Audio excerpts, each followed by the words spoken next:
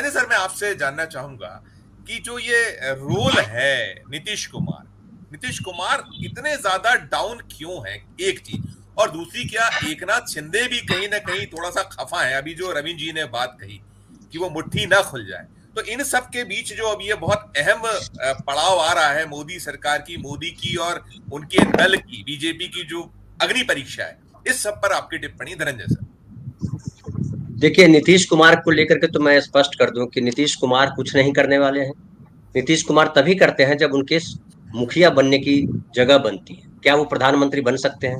अगर प्रधानमंत्री नहीं बन सकते तो कुछ नहीं करेंगे। फालतू हम लोग गप कर रहे हैं कि नीतीश कुमार इधर जाएंगे, वो कहीं नहीं जाएंगे, वहीं रहेंगे जहां वो है।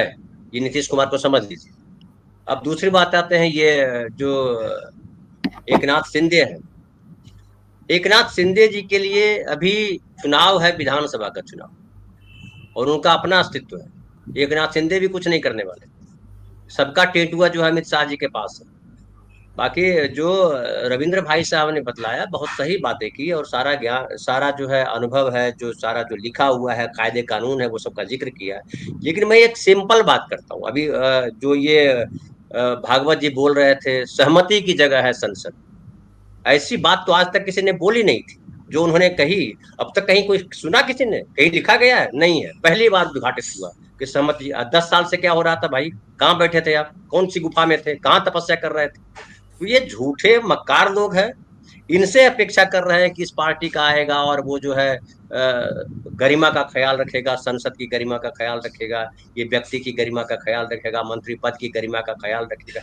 गरिमा शब्द निकाल दीजिए। कितना ये नीचे गिरा सकते हैं उस पर बात कीजिए, तो बात सही जगह पहुंचेगी। ये लोकसभा अध्यक्ष पे हम लोग लगातार उसी दिन से चर्चा कर रहे हैं। आपने एक और बड़ी अच्छी बात की जिस पे चर्चा होनी बहुत जरूरी है, कि अभी तक आपके सांसदों ने ओथ नहीं लिया है।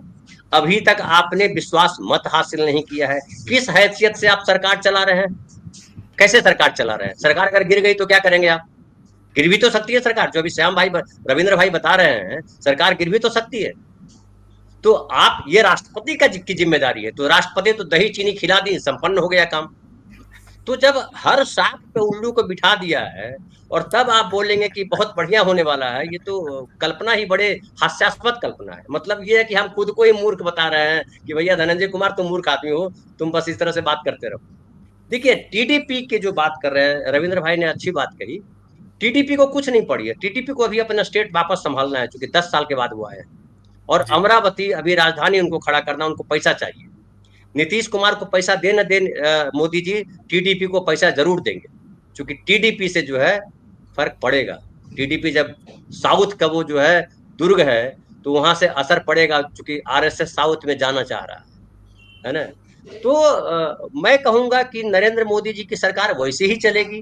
अभी एक जगह हम लोग थे, मीनू जी भी तारीफ कर रही थी उनकी कि वो किरण रिजिजू गए मिलने के लिए उनसे, कांग्रेस के अध्यक्ष से। अरे कोई बड़ी घटना नहीं है। वो जो है रावण चला गया वेश धर के साधु का, तो साधु हो गया क्या? वो कल्पना ही बेकार है। तो ये मौका परस्त लोग हैं, इनसे अपेक्षा मत कीजिए। ये हिंदू राष्ट्र बनाने के लिए तरह तरह के ढोंग रचेंगे, तरह तरह की चीजें करेंगे। और आपको अपनी जगह खड़ा रहना। क्या आपके नेता जिनके साथ आप खड़े हैं, जिनको लगता है कि जो देश की सभ्यता को, देश की संस्कृति को, संविधान को बचा सकते हैं, क्या उनमें रीढ़ बची है? तो दिग्विजय सिंह को देखना पड़ेगा। देखना पड़ेगा कि कमलनाथ क्या कर रहे हैं। मेरी निगाह ज्यादातर उन लोगों की तरफ है जो इंडिया गठबंधन में शामिल लोग हैं। इंडिया गठबंधन के लोग के शामिल में लोग, अगर समझिए कि ये संविधान में लिखा हुआ है कि, या लोकसभा के कायदे कानून में लिखा हुआ है कि एक आदमी भी अगर सवाल करता है कि भैया आप जो है वोटिंग कराइए, तो वोटिंग कराना पड़ेगा। लोकसभा अध्यक्ष नहीं कह सकते कि नहीं। कभी आपने सुना कि संसद में हल्ला किया हो विपक्ष ने? क्यों नहीं किया? और ये छोड़ दीजिए, मैं छोड़ ये भी मान लेता हूँ, ये जो भक्तगण बोलते रहते हैं, ये तो क्या अरवन नक्सल लोग थे जिन्होंने संविधान बनाया, पता नहीं कौन थे जिस हिंदू विरोधी थे जिन्होंने संविधान बनाया। अरे रामचंद्र ने तो एक व्यक्ति के कहने पर सीता को छोड़ दिया था। अगर तुम्हारे राम ही आदर्श है, वहां जो जाके खड़े हो। ये कहीं खड़े नहीं, ये केवल खड़े हैं पाखंड और झूठ के साथ। तो इनसे मुझे नहीं लगता अपेक्षा है।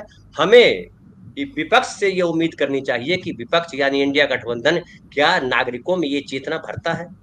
क्या वो कहता है कि क्या है संसद का मतलब, क्या है सरकार होने का मतलब, क्या है सांसद होने का मतलब, क्या है राष्ट्रपति होने का मतलब, और क्या है संविधान का मतलब? क्या इंडिया गठबंधन एक युद्ध स्तर पर, जैसे आरएसएस वाले समझाते रहते हैं कि भैया हिंदू राष्ट्र होना बड़ा जरूरी है, हिंदुओं का खतरा है, मुसलमान कब्जा कर लेंगे, अब बचेगा नहीं हिंदुस्तान।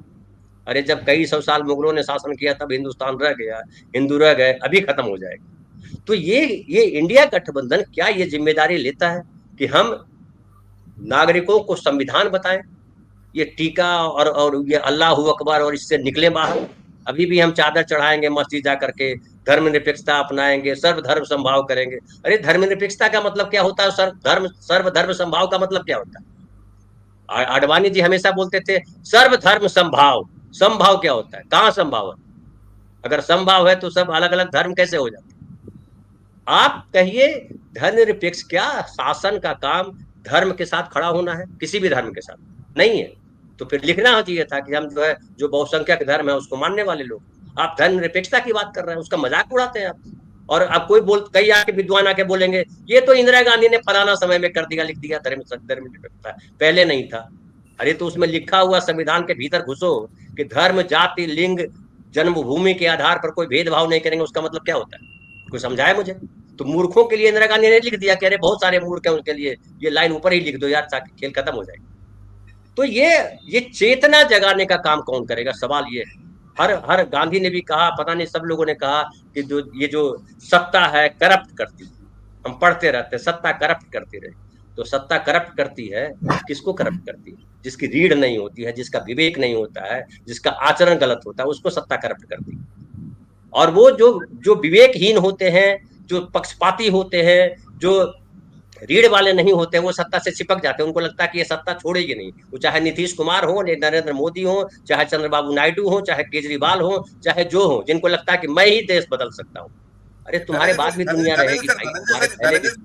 यही माना जाए कि जो अध्यक्ष पद है वो भारतीय जनता पार्टी के पास ही जा रहा है, यही मान लिया जाए। नहीं, भारतीय जनता पार्टी के पास जाए न जाए वो सेकेंडरी है सर। मैं नहीं मानता हूँ। अगर कोई टीडीपी का आएगा तो क्या भारतीय जनता पार्टी जो चाहेगी उसके विरुद्ध चलेगी? टीडीपी चलेगी क्या? बाल योगी हैं, बाल योगी तब थे जब जब वाजपेयी जी थे। आज वाजपेयी जी हैं क्या कहीं संसद में आपको दिखाई पड़ते हैं? राजनाथ जी धोती पहन के चल रहे हैं, उनको लगता है कि मैं ही वाजपेयी हूँ। कहीं आपको दिखे वो वाजपेयी के तौर?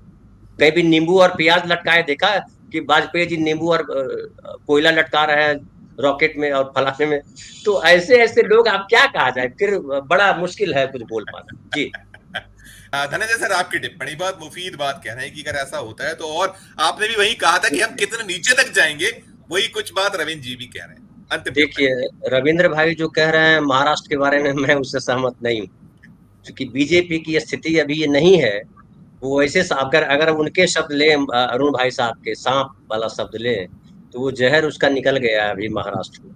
और इसलिए निकल गया है कि वो बड़ा जो है दांत उसके तोड़ दिए गए हैं। 9 ही सीट मिली, 27 में से 9, कितना नीचे चले गए। और उनको अभी समझ में नहीं आ रहा है कि करें क्या, कैसे हम बदले, कैसे हम जो है अपने पुराने प्रभाव को वापस पाए। एक सवाल ये है। दूसरा, अरुण भाई साहब देखिए क्या है, हमारा देश जो है सांपों का देश तो बहुत पुराने जमाने में कहा गया था, सपेरों का देश है। तो सांपों को नचाना आता है हमारे देश के लोगों को, बीन पे नचाते हैं, है ना? तो हमारे देश के जो नागरिक हैं, मैं इनको बड़ा ताकतवर मानता हूँ। और नागरिक इसलिए कि उनका जो बीन जो है ना वो संविधान है। ये विपक्ष को खाली समझना है, इंडिया गठबंधन को समझना है कि जो राहुल गांधी ऐसे लेके चल रहे थे पॉकेट वाला संविधान, वो क्या वो संविधान के मूल जो तत्व है वो गांव गांव अपने कार्यकर्ताओं तक भी पहुंचाएंगे? राहुल गांधी की विपक्ष के नेता बनाए जाएंगे, राहुल गांधी की नहीं, गांधी मीडिया इस पर लगा हुआ है। मैं बोलता हूँ क्यों विपक्ष का नेता उसको बनाना चाहते हो? गांधी रहने दो ना उसको घूमने दो, गांव गांव जाने दो और बताओ कि ये संविधान है। एक बाबा जो है ऐसे ट्रिब्यून लगा करके या नकली वैष्णव का बोल धारण करके अनसंट बोल करके जो है लोकप्रिय हो जाता है, वो सत्ता बनाने बिगाड़ने लगता है। तो जो जिस आदमी के खून में राजनीति है उसको छोड़ो। तो ये कांग्रेस के लोग ही गड़बड़ करते हैं। मैं बोलूं कि इस देश को बिगाड़ने में अभी जो राहुल गांधी के आसपास लोग हैं उनको एक बार चिंतन करना चाहिए कि राहुल गांधी मूलतः है क्या।